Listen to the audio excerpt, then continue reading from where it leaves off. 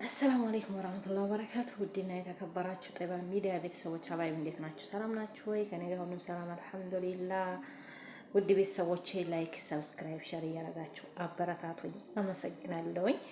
እያረጋችሁልኝም ነው ሸርም እያረጋችሁልኝ ላይክም ሰብስክራይብ እያረጋችሁ ነው። ከልብ ነው የማመሰግነው ሀባይብና ዛሬ እስኪ ለኔ የጎዳኝን በመዳም ቤት ማለት ነው እኔ በተለይ በደሞዝ ዙሪያ በፍጹም ማድረግ የሌለብን ነገር ማለት ነው። ስህተት መስራት የለብንም። እኔ እስኪ እኔ ላካፍላችሁ ዛሬ ማለት ነው። እና አሁን እኔ ቢያንስ ከወር ከ15 ቀን በኋላ ምናምን ወደ ሀገር እገባለሁ ብዬ አስቤያለሁኝ። ኮንትራት ነበርኩኝ እንግዲህ ኮንትራቴን እየጨረስኩኝ ነው። አንድ ወር ከ15 ቀን ምናምን ነው የሚቀረኝ ማለት ነው ለመጨረስ እና እንግዲህ እነሱ የኛ ደሞዝ እነሱ ላይ በበዛባቸው ሰዓት ባጠራቀሙ ታይሰጡን ተወር 2 ወር የሆነ ታይሰጡን ሲቀሩ በቃ እነሱ በቃ እንደኛ ደሞ ብር ማጠራቀም አይችሉም።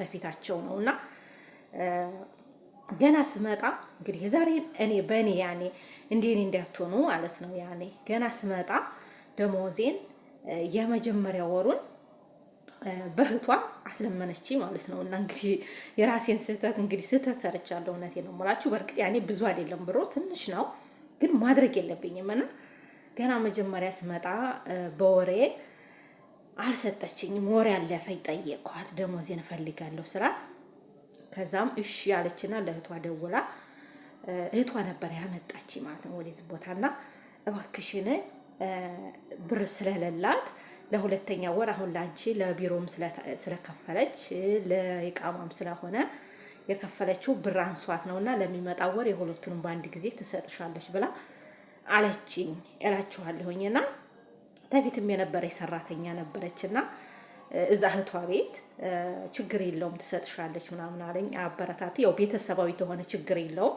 እሷ ብቻ አይደለችም፣ ሚስጥራዊ አይደለም ይሄ ነገር።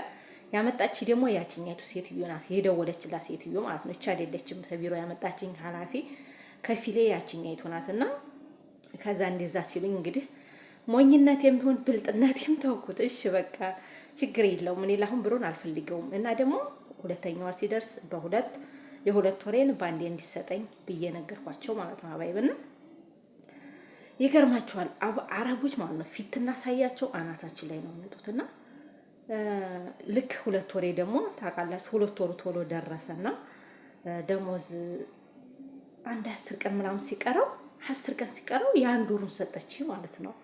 የአንድ ወሩን ሰጠችኝና እንዴ 10 ቀን እኮ ይቀረኛል እና የ2 ወር ነው ባንዴ የምፈልገው አልኳት። ቤተሰብ ጋር ስለምልክ ቤተሰብ አስተዳዳሪ ነኝ መላክ እፈልጋለሁ ስራት ከ10 ቀን በኋላ ባሌ ብር ይሰጠኛል ያኛውን እጨምርልሻለሁ አሁን ይሄ ይውጣልኝ ብዬ ነው አለችኝ። እሺ ተቀበልኩኝ። መቼም ይዞ መጣላት ነው ብዬ ዝም አልኩና ይዞ መጣላት ይሻላል። ከዛም በኋላ ልክ ያ10 ቀን ደረሰ። ዝም አለች ማለት ነው። ዝም አለች፣ አሁንም ዝም አለች። በዛ በ10 ቀን የሁለተኛው ወሬ ታሰጠ የቀረ ዝም አለኝ ማለት ነውና በሶስተኛው ወሩ ግግም አልኩኝ። የ2 ወሬንም ባንዴ የመጀመሪያውንም ያሁኑንም ትስጠይ ብዬ ግግምትን ለይቃማ ስለዋጣሁኝ ነው ይቅርታ ብላ 600 ብርና የአንድ ወሩን 1800 አርጋ ሰጠች ማለት ነው። 200 ነበር ደሞዜ ማለት ነውና እንደዛ አረገች። 600ን ደግሞ ለሚቀጥለው ወር አለች ማለት ነው።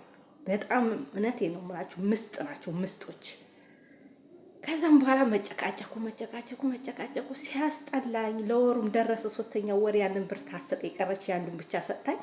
600 ብር ተቀምጧል ማለት ነው እሷ ላይ እንግዲህ ማለት ነውና በጣም የሚገርሙ ማለት ነውና እውነት ስህተት መስራት የለብንም። የኛን ብር በፍጹም የዛለት አሁን እኔ ስህተት የሰራሁት ወይ ነው ገና በመጀመሪያው ወሬ ልክ በሚቀጥለው ወሬ ሁለቱንም ሰጥሻለሁኝ እባክሽን ብላ ስትያሸመግል ማለት ነው። እኔ አልፈልግም፣ ተፈለግሽ ታልቻልሽ ወደ ቢሮ ወሰጂ ብዬ ግግም ነበር ማለት ያለብኝ። አንደኛ እንደዛ ያደረኩት እኔ የመስራት ፍላጎት ስላለኝ ነው። በቃ ሰርቼ ወደ ሀገር መግባት አለብኝ። ቤት መቀየር አልፈልግም። ቢቀርም ያንድ ወር ደሞዝ ነው ችግር የለውም ብዬ እንግዲህ ዝም ብዬ ደፍሬ እንደዛ አልኳትና ያ ይገርማችኋል ያ 600 ብር ስጪትል ልክ እሺ ነው የምታየው። ሁልጊዜም እሺ ይቅርታ ትለኛለች፣ እሺ ትለኛለች። ግን 2 አመት ሙሉ ያን 600 ብር ታሰጠ ይቀር ማለት ነው አባይበና አሁን ያው አሁን እንግዲህ ሰሞኑን ከ2 ወር በኋላ ወር ከ15 ቀን በኋላ አገር እገባለሁ ስላት አሁን ገና ዛሬ ብርሽን ዛሬ እሰጥሻለሁኝ አሁን ሂጅ አምጥቼ በአንድ ጊዜ እሰጥሻለሁኝ አለችኝ እላችኋለሁ ሀባይብና አረቦች የኛ ብር በበዛባቸው ሰዓት እነሱ እውነት ይጠሉናል ማለት ነው። ይጠሉናል። ይገርማቸዋል። አሁን አገር እገባለሁ ታልኩ ወደዚህ አንደኛ ምንድነው በቃ ዝም በላይ በቃ የሚበላም የሚሰራውም ሁሉ በቃ የሷ ብር አለብኝ የአየር ትኬት አለብኝ በቃ የኔ ብር ብቻ ነው የሚወራው ማለት ነው። የኔ አየር ትኬት ብርና የኔ ደሞዝ ብቻ ነው እዚህ ቤት መወራት የያዘው ማለት ነው። እሷ ስንት ታጠፋለች፣ ተባሏ ትቀበላለች፣ ትመነዝራለች፣ ልብስ ትገዛለች፣ ዱቄት ትገዛለች፣ ለፊቷ ሽቶን ልዩ ልዩ ሽቶ ትገዛለች ማለት ነው። የኔ ብር እያለባት ማለት ነው። እና አረቦች በፍጹም እንደው ግድ የላቸውም። በተለይ በእኛ በሰራተኛ ብር ችግር የለባቸውም። በስንት አንዶቹ ናቸው። በተለይ እንዲሁ ዱዓ የምታረጉት ልንገራችሁ፣ የሴት ከፊል እንዳይኖራችሁ። የሴት ከፊል በጣም መጥፎ ናቸው ልንገራችሁ እህቶቼ። ወንዶቹ ከፍተው አይከፍቱም፣ ያን አይከፉም። ለእኛ ወንዶቹ አይከፉም። ሴቶቹ ግን የመጨረሻ መቀኛ ናቸው ሴት ከፊሎች ማለት ነው። ላይ ዱዓ አረግ ነበር። እውነቴ ነው የማላችሁ ሀገር የራሱ ታልመራ በፊት አላህዬ እንደው የሴት ከፊል እንዲያሰጠኝ ብዬ ገና ኤርፖርት ስገባ ነው ያየሁት ማለት ነው የሴት ከፊል መሆኗን። ይችኛይቱ ሴት ያው መጀመሪያ የሚያመጣች ሴት ከፊል ነበረች። ተዛ ወጣሁኝ የዝም ብትመጣ ደግሞ የሴት ከፊል ገባችኋል። እና በጣም መጥፎ ናቸው የሴት ከፊሎች ማለት ነው። እና አሁን ላይ ሄዳለሁ ስላት አሁን የምታወራው ስለኔ ብር ነው፣ ነገ የምታወራ የእሱ አለብኝ። ለሰውየው መጣሊያ የሚሆነው የኔ ብር ነው። እሱ እኮ ሰውየው 4000 5000 እየሰጠሁሽ ስንት ታጠፊያለሽ? እሷን ብር አትሰጭም እንዴት ይላል። አይጠቅመኝም እኮ ከየት አምጥቼ ነው ትላለች። ስለዚህ እነሱ ደግሞ እንደኛ ቆጥበው አያስቀምጡም። ያገኙ ድርግም አድርገው ይበላሉ፣ ድርግም አድርገው ይለብሳሉ፣ ድርግም አድርገው ዱቄታቸውን ሽቷቸውን ይገዛሉ። ከዛ አለቀ። ለኛ ምንም ነገር አያስቡም ማለት ነው። ስለዚህ እናንተ እንደኔ ለኔ ትምህርት እንደው የኔ ትምህርት ይሆናችሁ ብዬ ነው ማለት ነው። ስህተት የሰራሁበት ገና መጀመሪያ ደሞዜን ታሰጠኝ ትከል እኔ አልፈልግም ብዬ ወደ ቢሮ መመለስ ነበረብኝ። እንግዲህ ያልተመለስኩበት ምክንያቱ ነገርኳችሁ። የስራ ፍላጎት ነበረኝና ሁለተኛ ቤት እንዳልቀይር ብዬ አስቤ ነበርና እንደዛ አድርጋ እንግዲህ እስካሁን ድረስ ያንን ብር አልሰጠችኝም። ገና አሁን እንግዲህ ዛሬ እሰጥሻለሁ አለች ማለት ነው።